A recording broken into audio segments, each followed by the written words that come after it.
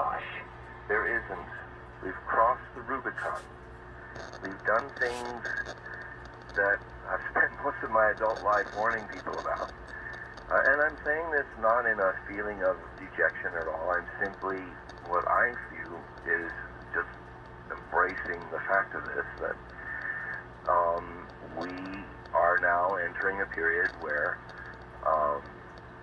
we're going to see the dollar in 2.5 years end being the, maybe even sooner, the global reserve currency. That the ruble is going to be locked on gold, as is the RMB or the renminbi of China, to create a whole new SWIFT system, which before all these sanctions happen, and by the way, a sanction is actually a breach of contract. So when people currently in Europe and America are saying the Russians asking for rubles rather than euros is a breach of contract, they're kind of overstepping the fact that they breached contracts first. These are the things that are not being stated in our media, and so people are misinformed. And as long as that's happening, we're going to see the dollar decline.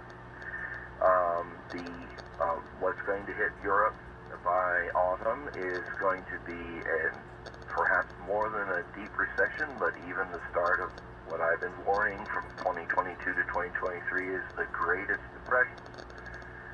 And it is coming. It is coming because people are running amok on their emotions and not their reason in the West. How long will it continue? Well, it's going to continue for the next 20 years. Oh my gosh, John! Come on, I'll be over 100.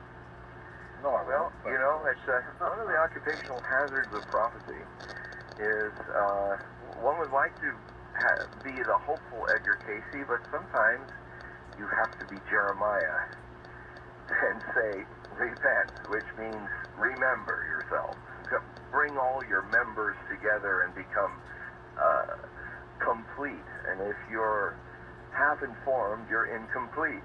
If the first move to looking at the people you're having problems with is to just malign them as being evil and this and that, well, whether they are or not, you don't know for a fact. And that's what this kind of primrose path of propagation and lies and projections have karmically brought us to this point where the human race will have to repent it. And that is where we're at. And so the pain is coming. What if smarter heads prevail? I mean, is there a way out?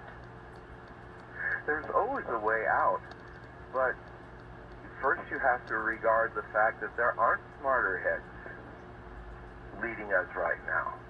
Remember, I said more than once in the last few years, I'm one of the earliest warners on your show, that to pick a man with cognitive decline as your president to anybody but Trump is, I remember once saying over a year before the election, I said, is this the best the Democratic Party can do? Is Joe Biden? And I warned that putting this person in would be worse. And you tend to lean more liberal than conservative, don't you? No, actually, I tend to upset who's ever in power.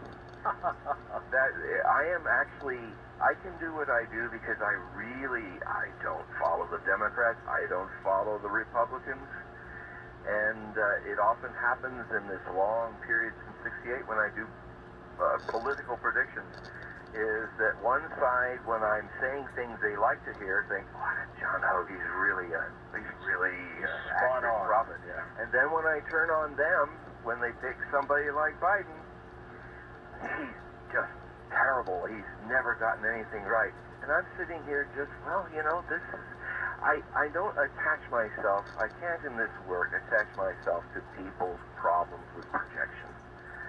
Whether they think I'm some god or some demon for what I do in prediction has a lot to say, I would contend, about what they project.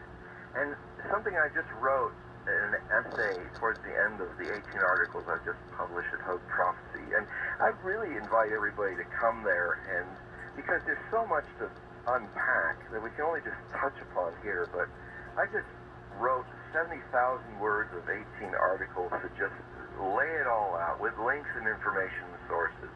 You don't have to blindly agree or disagree with what I put out. But I think what I've tried to do here is to give you our alternative views. They may not be the right views, but if we're not seeking to know what the other person feels and thinks, how can we expect empathy in return? You can't. You can't. And the biggest problem in communications as a writer and a communicator all my life is that you'll always find that when people, they write a letter and I respond to it, and then they say, well, you should have understood what I meant. And I'm saying, you know what? In communication, if you give your power away and demand people to understand you when you are unclear, then you are giving your power away. And you will suffer because you will be frustrated because people understand you.